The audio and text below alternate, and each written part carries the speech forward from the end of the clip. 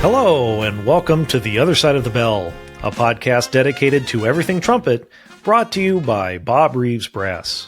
We'll help you take your trumpet playing to the next level. I'm John Snell, trumpet specialist here at Bob Reeves Brass, and I'll be your host for this episode. Joining us today is trumpeter and arranger Jerry Hay. We'll get to Jerry's interview here in a moment after a word from our sponsor and some trumpet news. Today's episode is brought to you by Bob Reeves Brass, who share your passion for creating extraordinary music. You know that feeling when your instrument just clicks and the music flows effortlessly? That's what Bob Reeves Brass has been helping customers do since 1968. We've helped brass musicians like you achieve their dreams by ensuring their equipment is always in perfect harmony. We know you want to immerse yourself in the art of music making, and we're here to remove any barriers between you and your creative vision. Bob Reeves Brass is truly your one-stop shop for everything you need to fuel your passion and create music that touches hearts and souls. So go ahead, let us help you elevate your sound to new heights. Don't wait another moment to elevate your musical journey with Bob Reeves Brass. Connect with us at bobreeves.com, shoot us an email at info@bobreeves.com, and keep up with the latest news on Facebook, Instagram, YouTube, and Twitter at Bob Reeves Brass.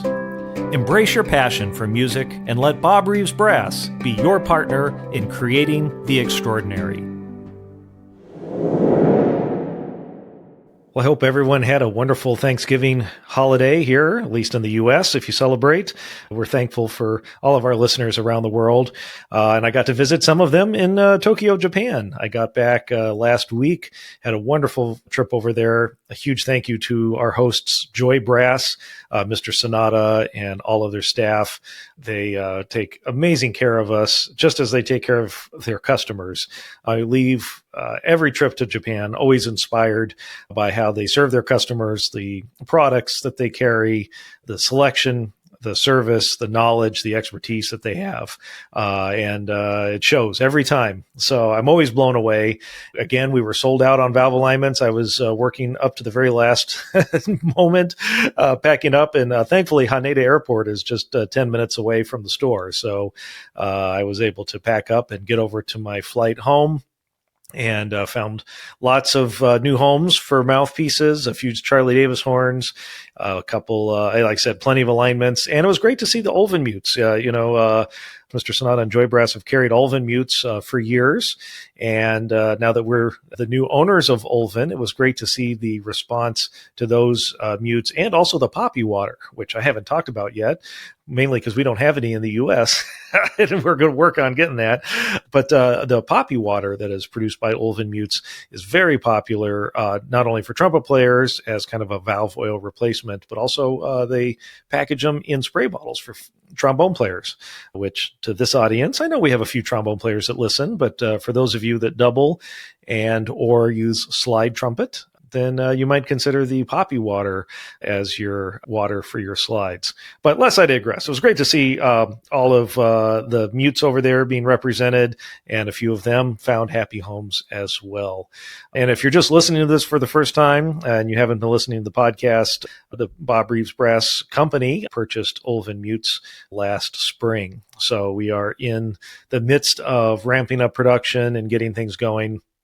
Tariffs and some, not being able to ship to the U.S., a few hitches in the giddy up, but nonetheless, we are still moving forward. And if you are interested in Olvin mutes, we do have plenty of inventory on most of the models here in the U.S.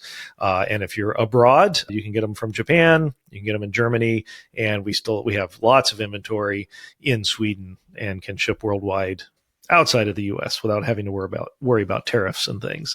So anyway, not to go off on Olvin mutes, to wrap up on my trip to Japan. It was a beautiful 4 or 5 days there. Had great views of Mount Fuji. Check our Instagram and some TikTok. I posted some videos. The pro players, the symphony players, the studio players always show up.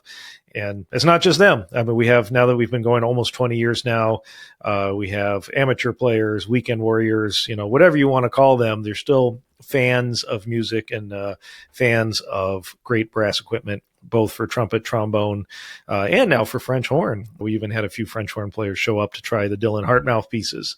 So all in all, a great trip. and can't wait to go back next year. A few dates coming up after the holidays. I know a lot of you have asked about our next Dylan music trip. We have confirmed last weekend in February. So I think that's the 26th, 27th, and 28th of February. Mark your calendars. We will be at Dylan Music in New Jersey. So more details to that as we get through the holidays and get a little closer. We'll be doing alignments by appointment. So we'll be sure to send out a link for that. We're working on a tour or a trip to the Pacific Northwest to visit our friends at Metropolitan Music. That's going to look like a springtime trip. So if we have anyone in the Seattle, Tacoma, even Eastern Washington, Portland area and can make it up to the Seattle area, we will be doing a multi-day event at Metropolitan Music, looking at early April right now. So put that on your radar. Of course, we have the TMEA San Antonio Conference coming up in February and the National Trumpet Competition coming up in March. I believe that one's in Iowa. So already starting to do a lot of traveling next year in the first quarter and hope to see you at one of them. So that's all the news I have for today. A special note, I am very excited. I'm always excited about my guests, but I remember the first time I heard DuckTales growing up. I didn't know who the horn section was until many years later, but I just knew I loved the theme to DuckTales, the cartoon, and come to find out, of course, it is Jerry Hay and his horns on that Disney cartoon back in the, late 80s, 90s. And ever since then, my band director in high school, Tom Whaley, turned me on to the Sea Wind horns and Michael Jackson and what a pop horn arranging was and playing. And then that just became a lifelong love of Jerry's playing, his horn sections playing, and of course his writing. So when I saw this, I was literally in Japan when this got posted. Of course, this is the notes from the past 50 years. And if you haven't heard about it, if you've been under a rock these past few months, it is a huge compendium. You can see how thick this is if you're watching this on YouTube, that Jerry has put together of some of his popular charts and some of his not so popular charts that were surprises to me.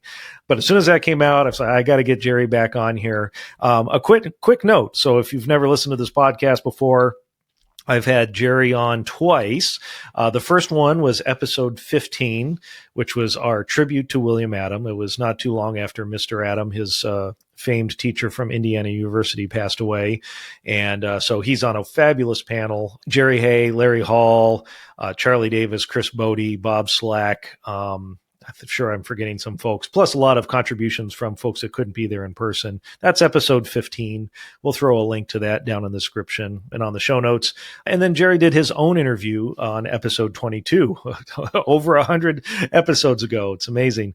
So in that episode, we did more of the traditional, how did you get started, his upbringing, his transition from student to professional player.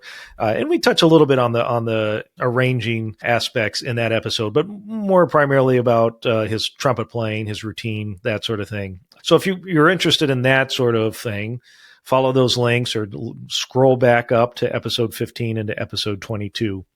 But in this episode, we're going to break from the mold a little bit to focus more on his arranging. And we do have some geeky trumpet talk in there as well. We can't avoid it, but really wanted to focus on one on this book and his stories and tales from the 50 years of horn section writing he's been doing. So without that being said, let's get right to my interview with Jerry Hay. Well, today's guest is one of the true architects of modern horn writing, Grammy-winning trumpeter and arranger Jerry Hay. From Michael Jackson's Off the Wall and Thriller to landmark projects with Quincy Jones, Earth, Wind & Fire, George Benson, Al Jarreau, and countless others, his sound has defined an era of recording. He's now opened his archives in his new book, Notes from the Past 50 Years, and we'll dig into these sessions, the writing, and the stories behind some of the most iconic brass parts in pop history. And now, here's my interview with Jerry Hay. Well, I'm so honored to have joining me again for the second time on the other side of the bell, Jerry Hay. Jerry, thanks for joining me again. My pleasure. I didn't run you off the first time, so No, I'm back again for more pain. yeah. The first interview we talked a lot about your upbringing, your studies with Mr. Adam, more of your playing stuff, and this time we're going to focus more on your arranging, your studio work. Thanks in part to your new book, Notes from the Past 50 Years. So congratulations on that. Thank you. I mean, just an amazing tome of horn section playing. And I want to quote Gary Grant, start with an easy one. Yeah, yeah, exactly. So can we start with what gave you the idea to do the book and kind of talk us through the process of putting it together? Well, I had a lot of people ask about an arranging book. I don't really consider myself an arranger. It kind of, I'm a trumpet player who likes to play, good charts. So I ended up doing that.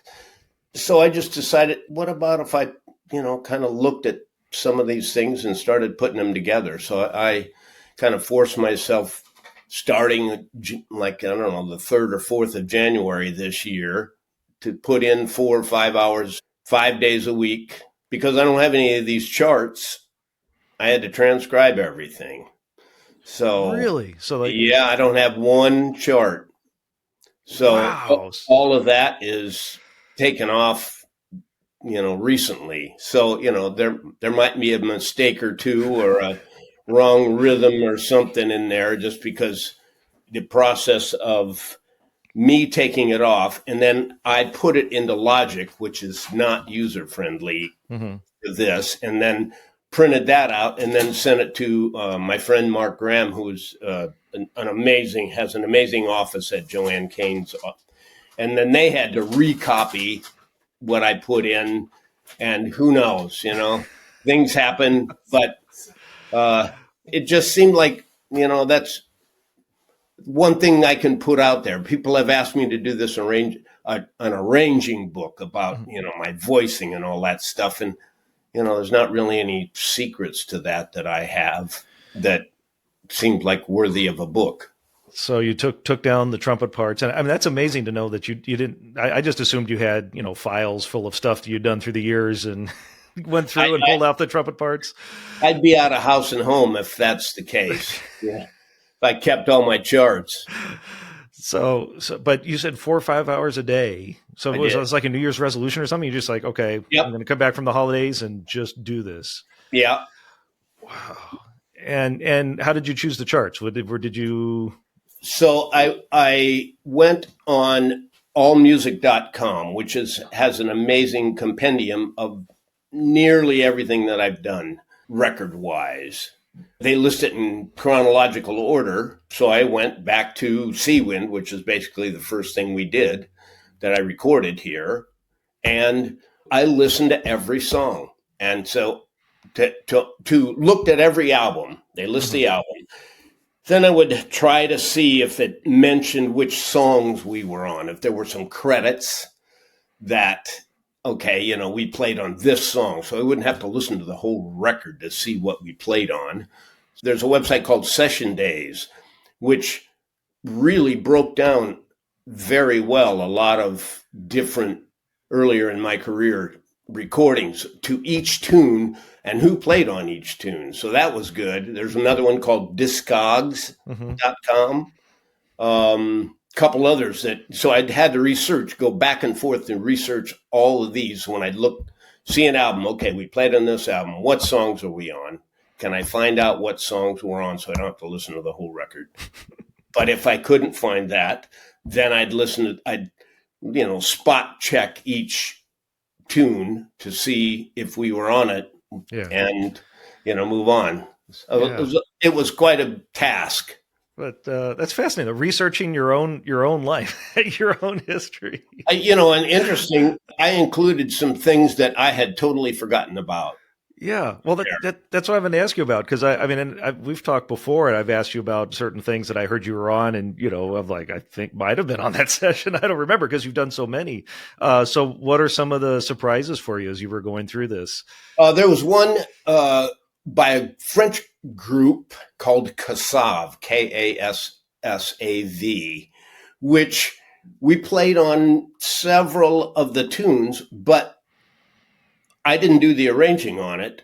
And the horn parts were so unusual. We only played 8 bars on each tune. In the middle of the tune, there would be like a horn break, and we'd do 8 bars, and that's it, next tune. So I put one of those in. That was great. A couple others, I can't really remember what they were right offhand, but that one for sure. And then when I did the conference in Paris recently, those guys came, and I met those guys, and I met the guy who did the arranging. Yeah, that was great. Oh, how cool. How do you remember when that session was? How long ago? I mean, was that an early Oh, one or was that probably 12 years ago, okay? maybe. Okay, so not like Sea Wind days, but still, No. still not yesterday.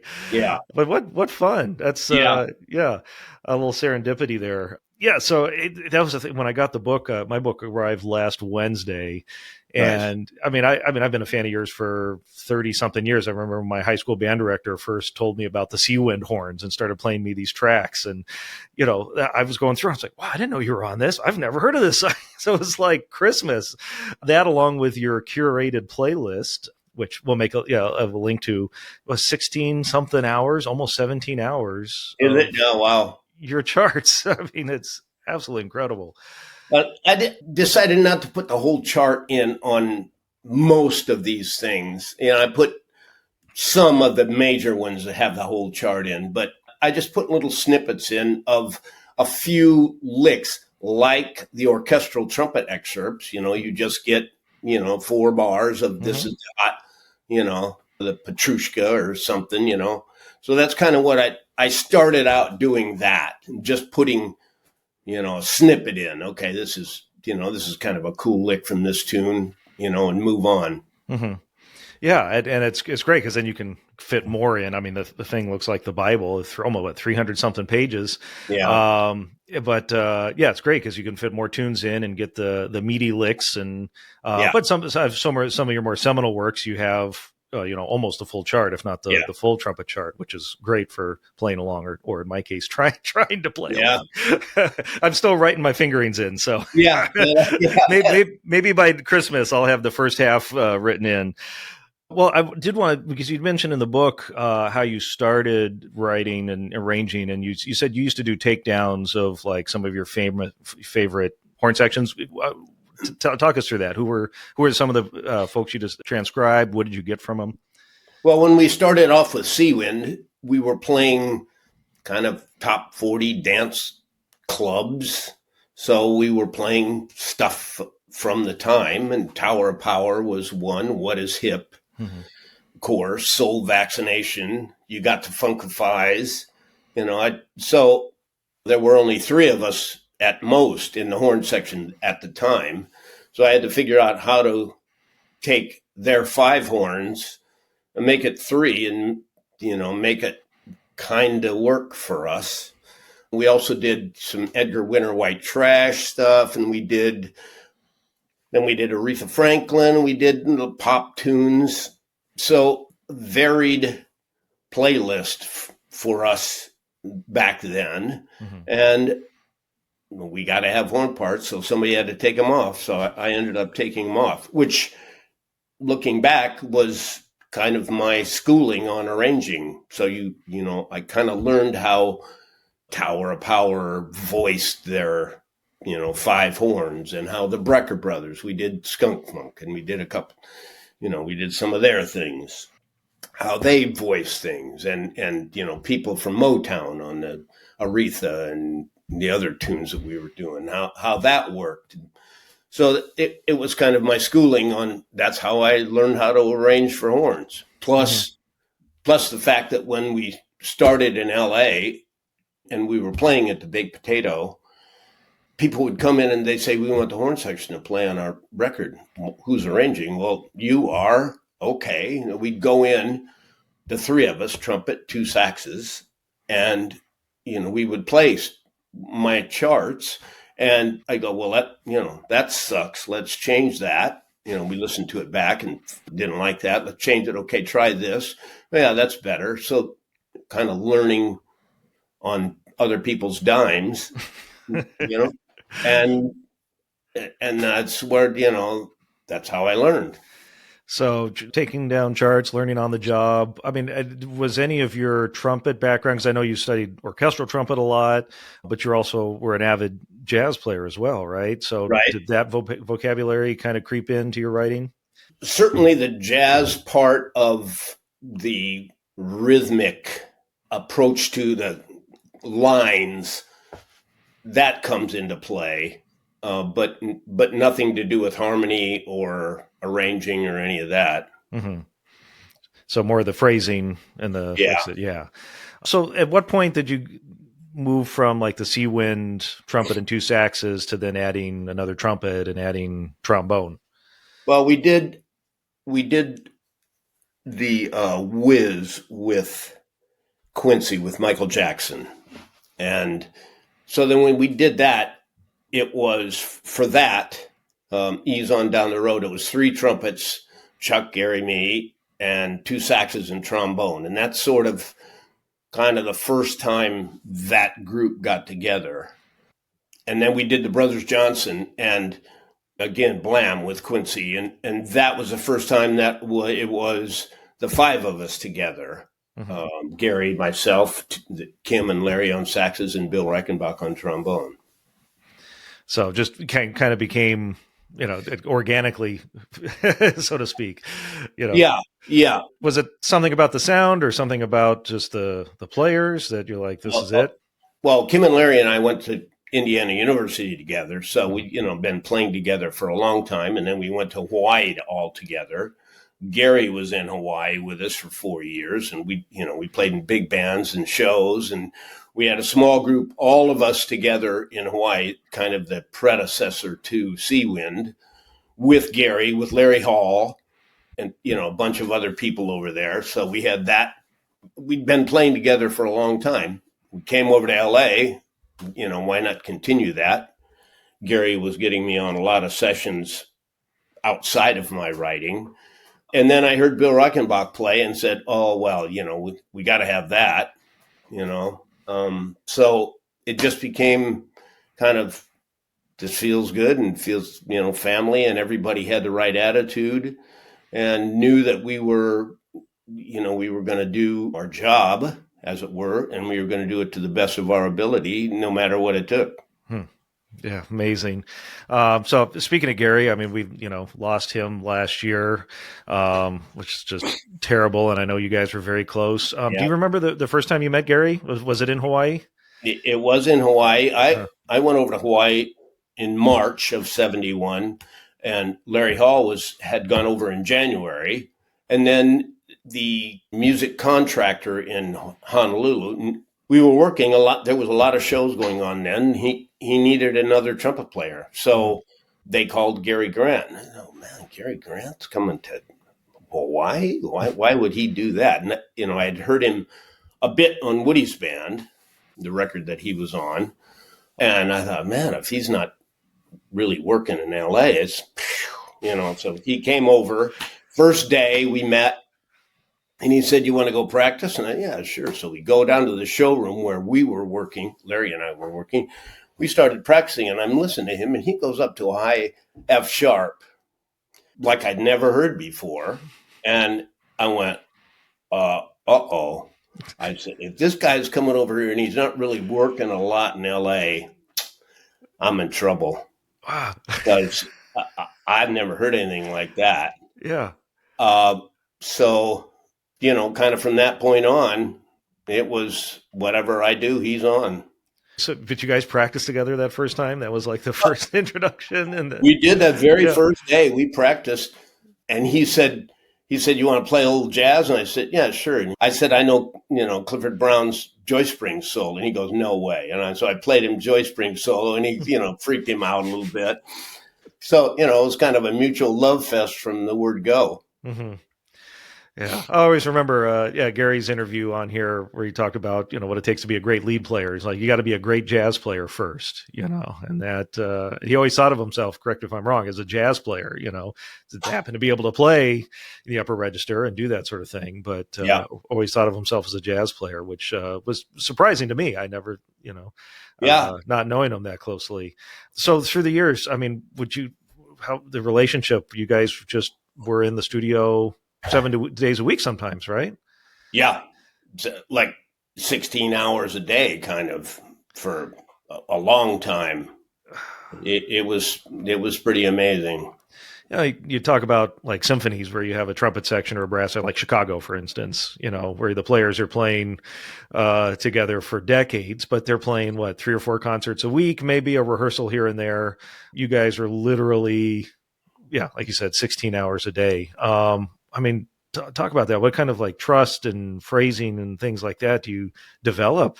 Almost like one mind, right?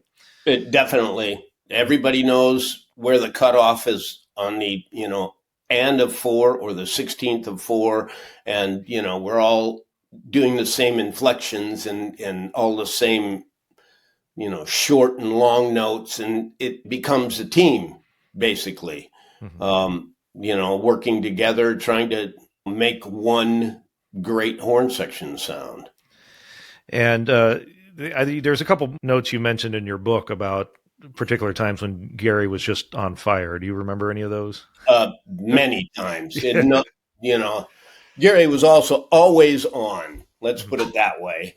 If you needed him to do anything, he was always there, 100%. Anything. Let's do it another time. The most difficult of parts. If it's not good enough, let's do it again. Gary's best point was his attitude. He could play a high F sharp, and if you were playing a high F sharp, you might as well go home.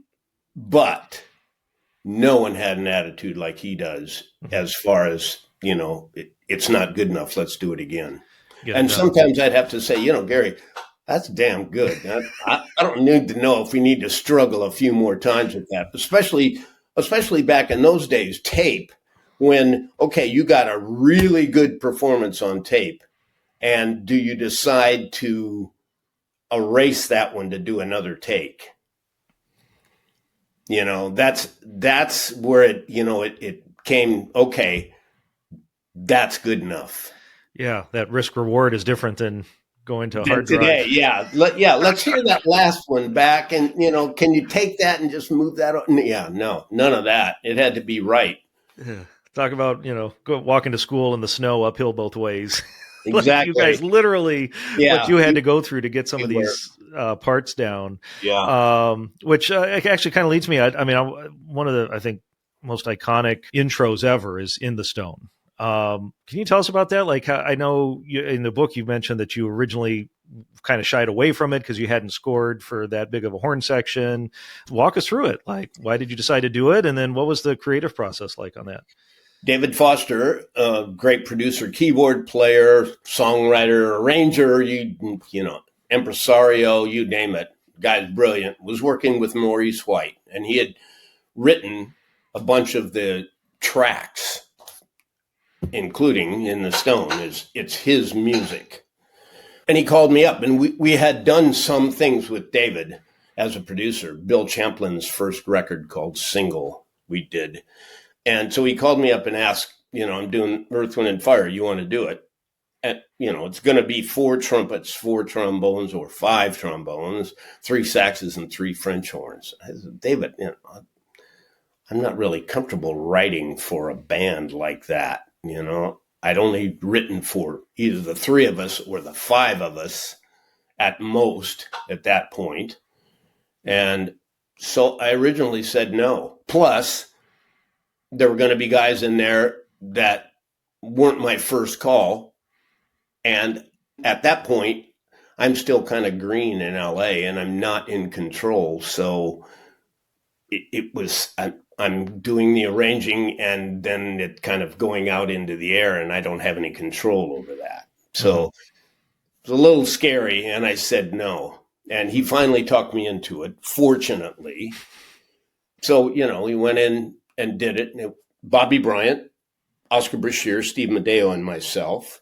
Gary isn't even on that record because I couldn't get him on it. I did get Bill Reichenbach on some of it. So anyway, David and I would get together at his house. We were both working a lot during the day. He was at that point still mostly a studio piano player in high demand. So I would go over to his house late at night, take a trumpet. He would sit at the piano. He'd play the parts. And I came in with some ideas. And so I'd play, how's this? I'd play that. And he'd play the, bo da da da da da da da, and it, da da da. Okay. And so it was a little bit of a process with both of us at the same time. Mostly the horns are mine. Mostly the strings are his. But there was a collaboration in the Stone, yeah. But we spent a couple days kind of going back and forth, and then after Love Is Gone, same thing. I took my trumpet over there. I took flugel over there. It was a little bit of both. Fascinating. So, the idea of you like sitting at a desk, like would you actually write out ideas, or was it more improvisational like that, where you would go over and just hear lines? No, I played off of him. I would write that out. Okay. Just a bare sketch, to start with on that. A couple ideas. How's this? And how's this? Especially on the intro. Yeah. Was the idea to always have a horn intro like that, or did that kind of develop? Well, it's such a big statement, and I have the track, and it's nothing. It goes boom, nothing. Just hanging there, and then ba ba ba. Again hanging. So it's got to be something. It's got to be, why not trumpet? There's our next bumper sticker. Yeah, exactly. Or T-shirt. Why not trumpet? Yeah. I love it. That's the attitude to have. And then the rest is history. It's that creative process is just so fascinating to hear about, because these are tunes we've heard millions of times, some of us.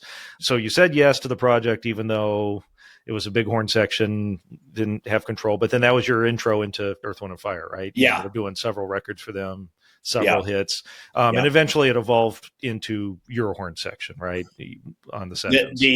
On one album, we'd start at 10 o'clock in the morning. We'd go 10. Sometimes we'd go 10 in the morning till midnight on these records with him, with Maurice. And he was great. But on one session, the Earth, Wind & Fire guys were in Chicago. They're from Chicago, and they were in Chicago. They missed their flight to L.A. And Maurice called me up and said, just hire whoever you want for this session. So that's when Gary, Chuck, or Larry Hall, Larry Williams, Bill Reichenbach, and Charlie Loper, that's when that happened. And then by this point, I'm a little more able to be in control and, say, we need to do that again, or smaller section, little tighter. Maurice kind of said, yeah, just do your thing with. And then he ended up calling us, in his book, he ended up calling us the White Mob. You guys come in, lay it down. And the number of hits and tunes that aren't necessarily, blockbuster hits, Billboard hits, that are still just incredible to listen to is amazing. And all of those are on that playlist that you put together.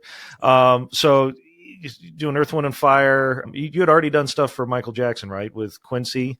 When did the Thriller come around? That was a little bit later, right? Yeah, that was 83, I think we recorded, or 82, and it came out in 83, something like that. Yeah. But that was after, we did The Wiz originally. So that was kind of Quincy's foot in the door with Michael Jackson. And then the record company didn't want him to do Off the Wall. They wanted somebody else to do Off the Wall. Really? Yeah. So I believe Michael picked Quincy, if I'm not mistaken on that. But, then we did Off the Wall, and we did a whole bunch of other records with Quincy, and then Thriller came up. Yeah. So, in terms of your career, was that the busiest? Is that the point where you were just like, or was it already busy by that time with LA studio work? Probably, well, because of Gary. Gary came from Hawaii to LA a year before I did. And Chuck Finley had come over to Hawaii a few times also to play in shows and stuff and to be on vacation. We became friends then. So when Gary moved over, Chuck and Gary started doing a lot of stuff together. Gary became pretty busy. And then when I came over, Gary got me on everything he was on, if he could. We did the Donnie and Marie show, which was one of the first kind of major shows that I did. And we did, a bunch of stuff anyhow. And then we became really busy in the studio. There was a lot of TV shows. We were doing movies. Jingles, a guy named Don Pystrop would have 10 jingles a week. Brilliant writer and a great guy. He would have 10 jingles a week. So we were doing all of that. Plus, I was starting to do quite a bit of arranging. So then it got to be, okay, well, I can say we can only make the session at, 8 at night for the stuff that I'm arranging because we're booked all day. So, then it goes, okay, well, how much do you really want to work? It became really crazy there for about 4 or 5 years. Yeah, I mean, I loved it. We had on the Horn podcast that we do, Phil Yao, and he was talking about the scene in the '80s, just with the film and TV and live work. And he said, they talked about 3 slots: morning, afternoon, evening. So you have 21 slots a week, over the 7 days, and he would regularly have 17, 18 slots filled 52 weeks a year kind of thing. Like, just to give a picture to the people outside of LA to realize how much work there was back then. So, I mean, my assumption is you were doing that kind of work plus the extra evening work with your own horn section, correct? Yeah. Quincy had called one time for a session. He said, we need to do a horn session. I said, Quincy, and he called on a Wednesday. I said, Quincy, I don't have anything available until a week from Saturday night at midnight is the first time I can do anything. And he said, great, let's do it then. So that's 10 days in advance. And there was not a moment in there that I could fit Quincy in. So, it was crazy. Amazing. How did you stay alive? How did you stay healthy? Was it just you were young and just made it foolish through? And didn't know any better and all of that? A little bit of that. I always tried to stay in pretty good shape, running, and eventually Gary and I got into racquetball, serious racquetball. We play a couple hours every day. Really? Yeah. Wow. So really serious. But before that, you would run casually kind of thing, or I'd routine? run 3-4 miles every day. Every day. Oh, that's that's more than an average. I'd go out for a jog kind of thing. So you did. I mean, obviously, you just have to eat when you could, eat on the go kind of thing. Yeah. Obviously, that was some sort of conscious thing just to survive. I tried to eat pretty, as good as possible. Sometimes it's just you just can't do it. But yeah. Well, it's just some of the logistical things that are just, when I have a long day, I'm done for a week, let alone having these days, years of that kind of thing and be able to come out the other side. One thing I want to ask about Gary, did you guys ever talk trumpet at all and all that, or did you guys just show up and do sessions? I'm curious on your thoughts if there was any, geeky talk between you two. So I believe when Gary came over to Hawaii, he was playing Getson. Mm-hmm. So he switched to Bach in Hawaii. Through Mr. Adam, we had some kind of crazy connection that we could get Bach trumpets for $235. So Gary switched to Bach. So we were playing Bach when we moved back to LA. And then we moved over there. And then all of a sudden we heard Chuck Finley and we go, oh, man, listen to that. He's playing Colicchio. Okay, well, we better do that. Little did we know that Chuck Finley sounds good on a garden hose, So we switched to Colicchio, and Bill Reichenbach hated it. It was such an intensely hard sound, recorded really well, but not necessarily pleasant to the ear.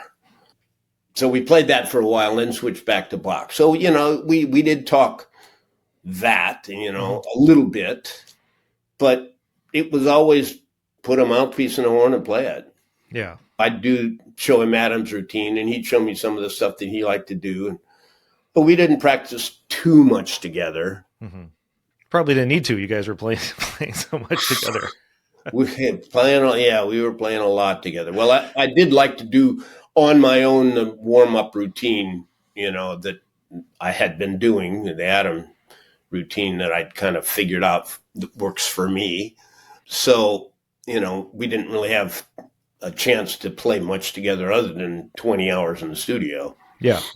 Then when you're not in the studio, you're taking the horn off the face Yeah. for a respite. Another topic I want to talk about is the phrasing and the articulations and things that you guys would come up with in the horn section. I was listening to some stuff coming up, and your falls, the way you guys do your falls is so precise. Was that something that developed through the years, or was that something you guys practiced together? How did it come about? The phrasing part, that comes back to the jazz thing. Mm-hmm. So that when you're playing 16th notes in a row, on certain occasions, that sounds cool. When everybody is going, when everybody is doing that really straight 16th notes, straight 16th tonguing sounds cool. Mm-hmm. But when it's not, if you can make more jazz phrasing, and it's kind of slur across 16th notes, like that, to try to make it swing a little bit more. And that kind of came from Kim and Larry and me playing together jazz-wise, and then trying to make that feel good in a pop situation. So that's sort of how the phrasing thing came around. And that is one thing that makes us sound a little different than I think everybody else, is that kind of phrasing. And so that, okay, we're going to slur, we're going to tongue the first 16th note, we're going to slur the next two, and then we're going to slur the next two, da da da, like that, to make it so it doesn't go ta ta ta ta ta, like that. Fall offs, I learned from Gary about the fall offs, that the fall off is as important as the note. And you have to keep that intensity all the way down. It's not down. It's not half valve like that. It is down, all the way down. And that's why those sound so good. The bottom of the fall off is as intense as the top of the note. And is that physically, what do you have to do? Is it a mental thing? It's a little raw. It gets a little raw, doing that. So when, you play that and you keep the intensity going down on the fall off, and they put us back in the mix, you don't necessarily hear all the fall off, but you get the intensity of it. Mm-hmm.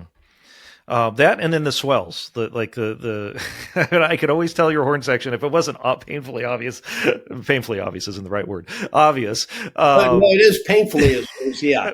Thinking about your chops. Yeah. No, if it isn't obvious anyway, the swells, you guys, the way you do them is incredible. Is that something developed through the years, your signature, or is it a technique? What is that? Just a little bit of us, playing together all that time, figuring out what we like, the cutoffs, making sure everybody's cutting off at the same time, we're going to swell here. We're going to go up and down here, and then, and do all of crazy in and out stuff. And so, it's kind of just developed over the years. In and out, meaning off the mic, or off the mic, and swelling up and down quickly on like some of that, and craziness. Whatever we could do, do something different.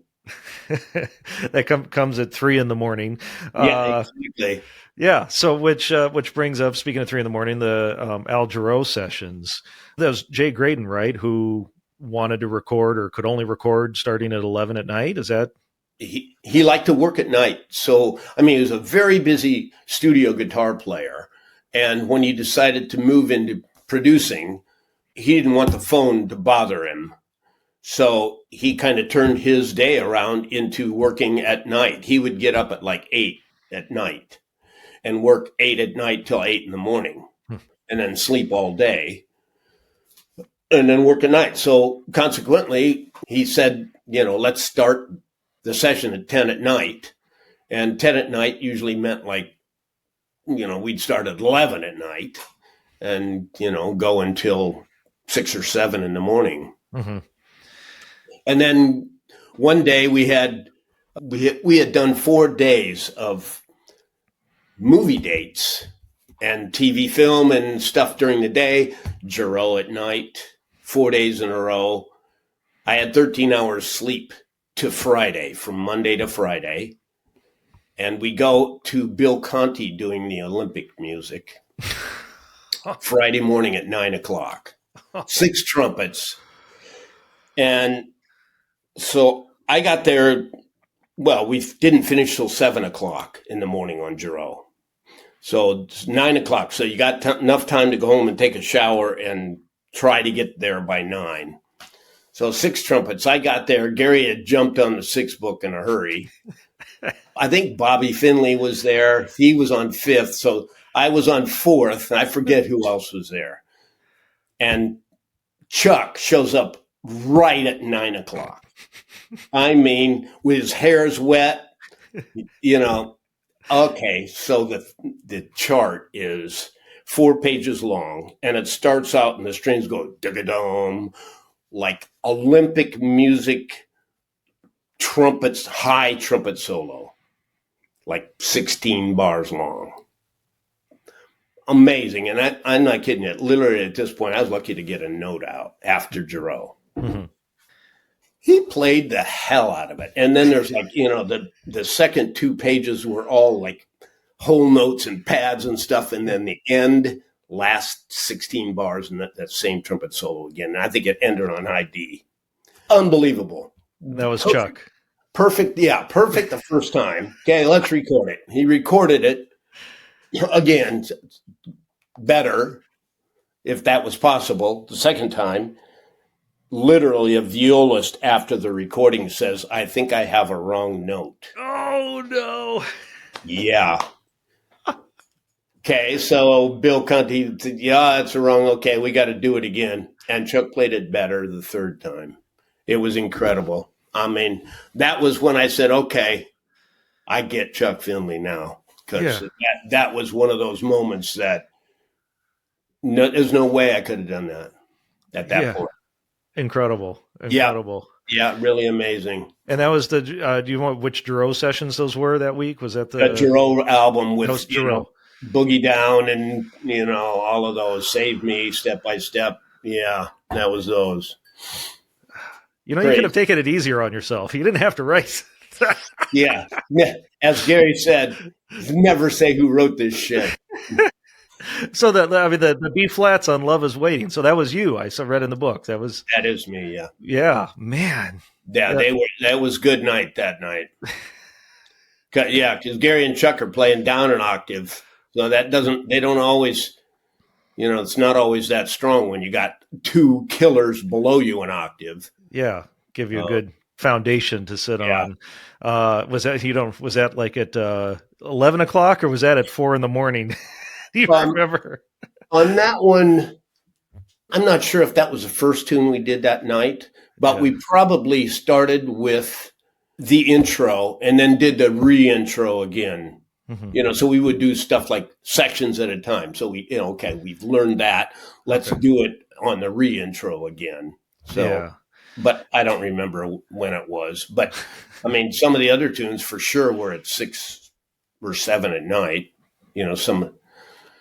But we would always, if there was some crazy fade, which, there usually was, we would usually do the fade first. Yeah. Get the chops out of the way and then, get the ridiculous stuff over with.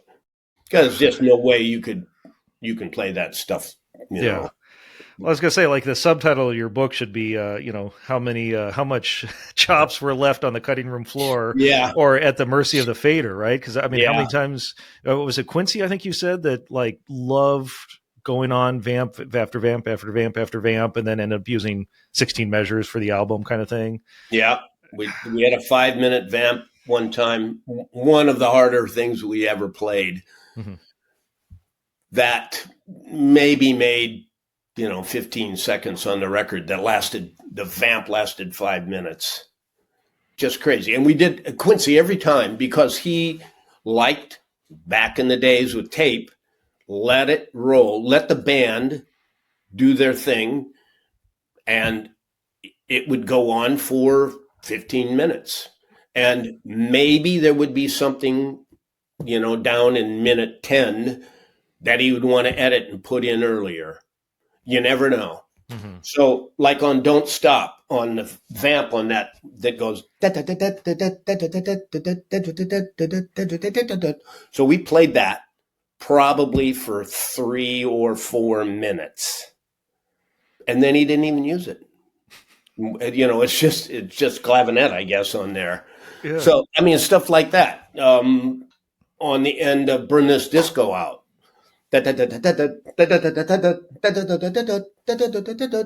Bow. I bet we played that for 4 minutes. Killing for 4 minutes. And, it makes it 1.5 times. Yeah. Maybe. But it was that time. Well, I mean, Quincy was a trumpet player, right? Like, he was a fabulous musician, and I'm sure he knew when you have musicians, especially of your caliber, the people on the sessions caliber, things happen, magic happens, Yeah. Well, on the one Brother Johnson band that went for 5 minutes, that was the one that, so we recorded and we came back the next day to do some more tunes. And when we came back, Quincy Bruce were in listening to that vamp. I mean, it was cranked up loud in there, just killing loud. And Gary and I were talking like, I think we're in. That was kind of the first big record that we'd done with Quincy. Mm-hmm. And, so he knew we could do the job at that point. Yeah. Had that trust in you. And yeah, amazing. So obviously gone through your career. There was a big shift from, as we kind of alluded to earlier, from tape to then digital recording. I mean, do you think something gets lost now that we've gone to digital and you can punch in and move pitch up and down and time left and right, et cetera? Or do you have a preference between one or the other? I mean, I'm sure your chops prefer one over the other, but I think the advancement of, digital sound has come a long ways. I know when we first switched over, Bruce wasn't really that Quincy's engineer wasn't really that thrilled with it. Hard, a little brittle sounding, but let's face it, these days, how many people listen to high fidelity speakers and, it's MP3, which is the sound is reduced, and, computer speakers or buds, but the difference between tape, of course, and today is Pro Tools. That's what really makes the difference, and the ease of playing at one time pretty good and being able to make it sound good. Mm-hmm. But the beauty is when you have really good players. So Wayne Bergeron plays on everything I do now. You still have really good players with my son, who is engineering, who is brilliant in the studio, that you can do what would have taken us 2 hours back in the day to now takes 20 minutes maybe. Mm-hmm. And because Andrew, my son, is so good and so musical that I won't say it's better, but it's easier. You get to the end product faster, way faster, less blood and sweat from the horn section, but only with a few guys. You know, I mean, I won't do anything now without him. Mm-hmm. Because I have done some things with other people. It's like pulling teeth.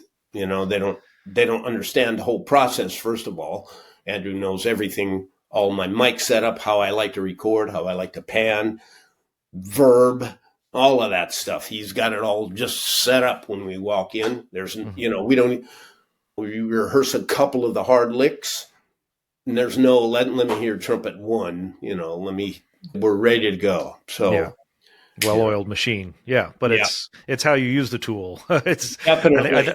I think it's a lot easier to abuse digital stuff, Yeah. than it is to actually use it musically. So fortunate, good DNA. Yeah. Yes. Apparently.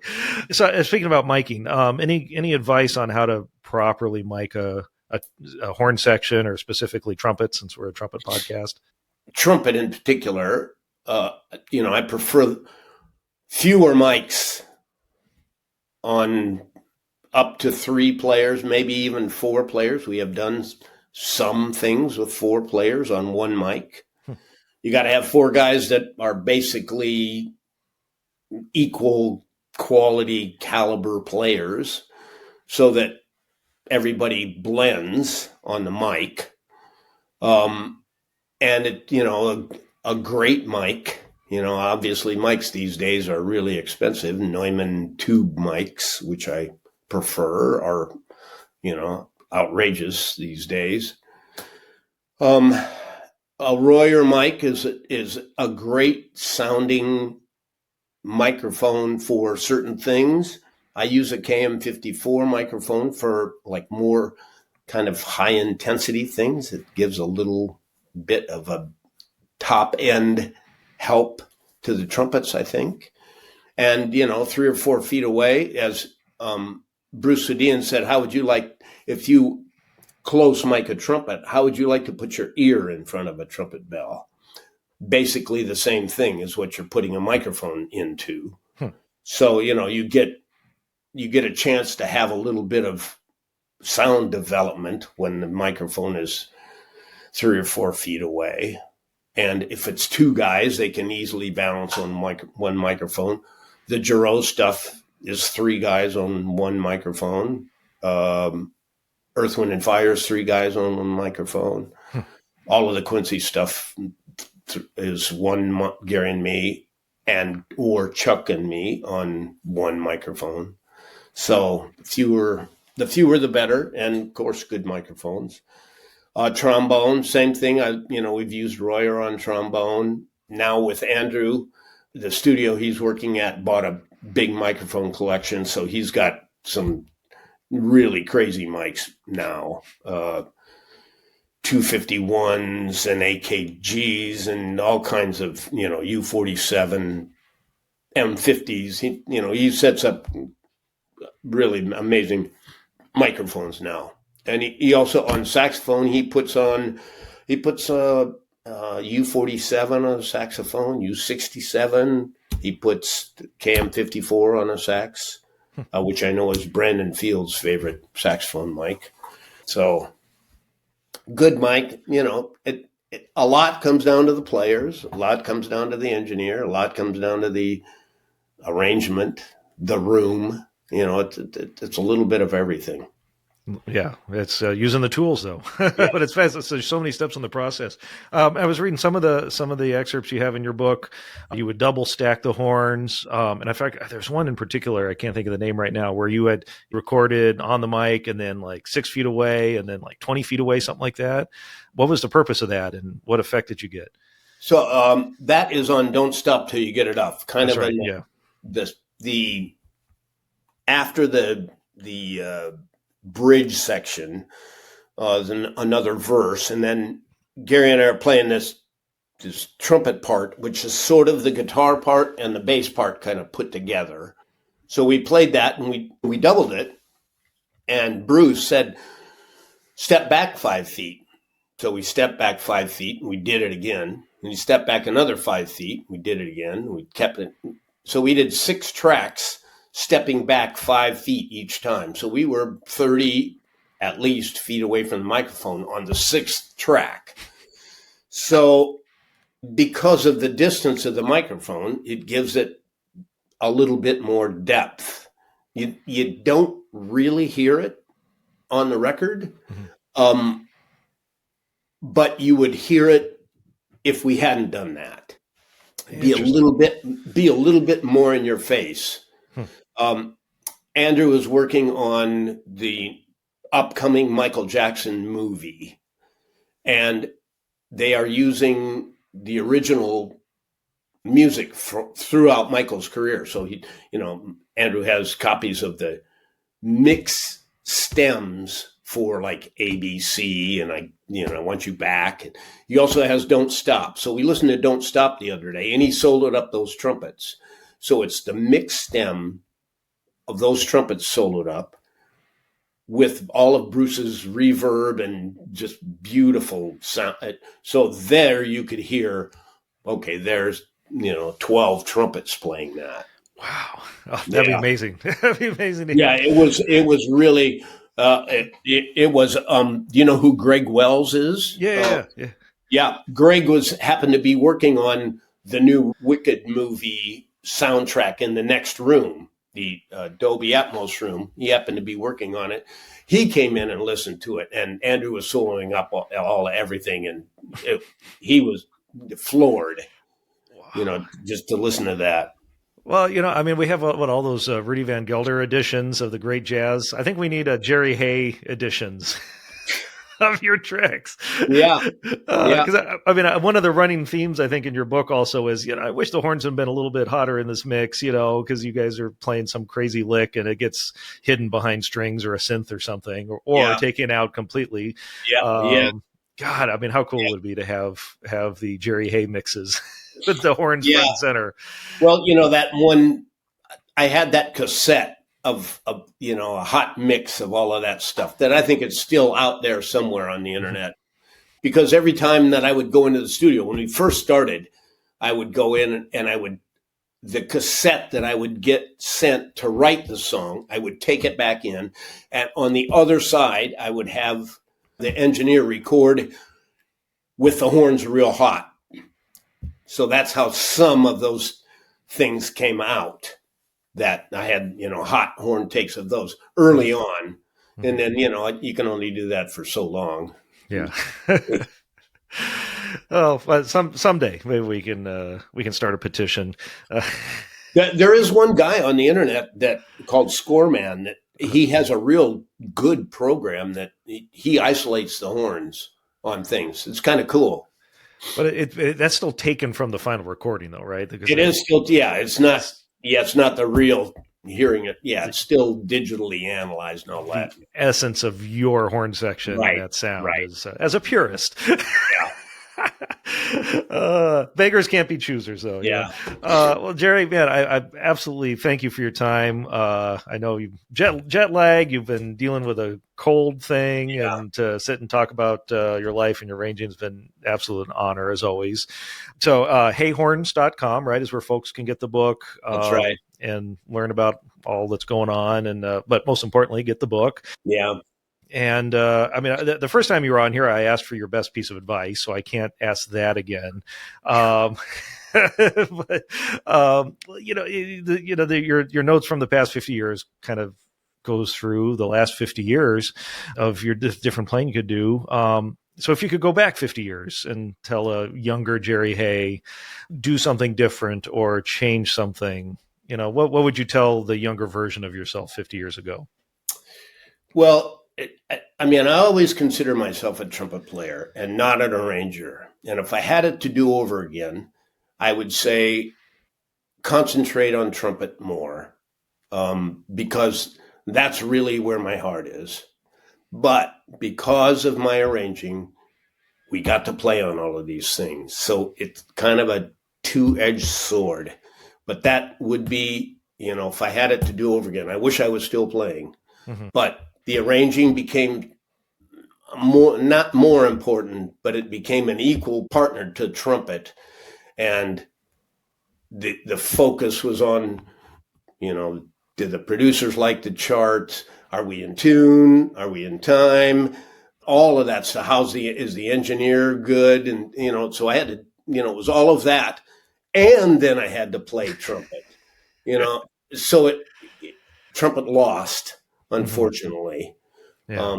So that would kind of be, I guess, I wish I was still playing trumpet. So that's where that comes to. You'd go back and tell yourself that, but certainly some amazing opportunities, and the listeners out there around the world. The impact that you've had through your trumpet playing and your arranging is have been, absolutely amazing. Oh, So, thank you. but wonderful advice. Thank you for the book. Again, I don't want to say I ignored my family over Thanksgiving, but I certainly have. I mean, I have it right here. I've just been pouring through it. What an amazing resource. And thank you also for including DuckTales in there.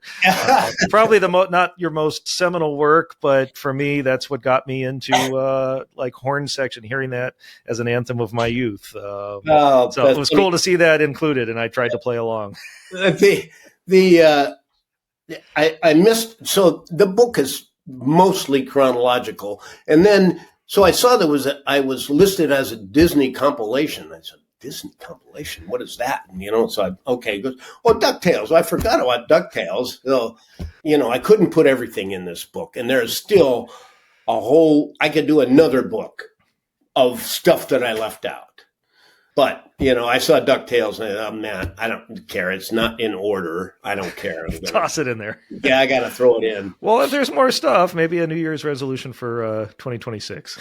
I thought of that. And then because of this, people, have written me and say, well, we were hoping that these would be the charts, and then I'd say, well, I don't have any charts. So for me to rewrite the charts would be my version today of what I think they might have been back then.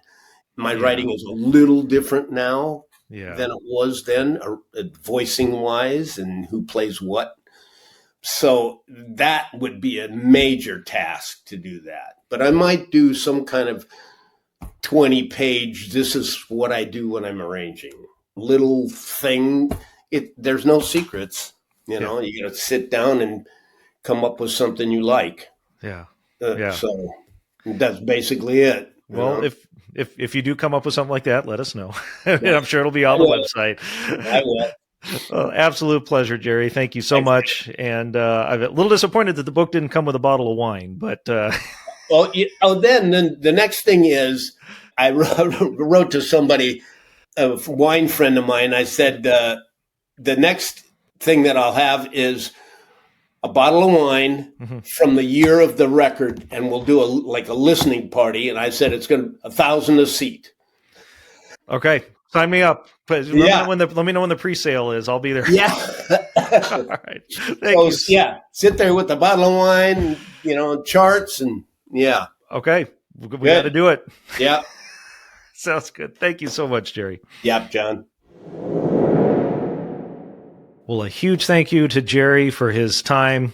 He had just come back from Europe. He did a great masterclass in France and then another one in the UK in London, and picked up a cold somewhere along the way and was still recovering from that. So, in true Jerry Hay fashion, still got up, had his coffee, and gave just a tremendous interview, just like he did for decades. Those stories that he told, just really unbelievable. What did he say? 13 hours of sleep from Monday through Friday during one of the Jarreau albums, plus the TV and movie dates he was doing during the day. So, his institution, his dedication, perseverance, and everything he does just always shows, including getting through the interview and giving us a killer interview when he could have been in bed sipping on some tea and having some chicken noodle soup. So again, thank you, Jerry, for your time. Of course, as we mentioned, hayhorns.com is the website where you can pick up the book. Also on Instagram, hayhorns as well. And we'll have the links to those, but if you don't want to follow the links, you can just look them up yourself. He is getting more active on social media and sharing more stories and pictures and things. So definitely recommend following him on there. And if you haven't picked up the book, I highly recommend it. I got my copy. I couldn't order it fast enough.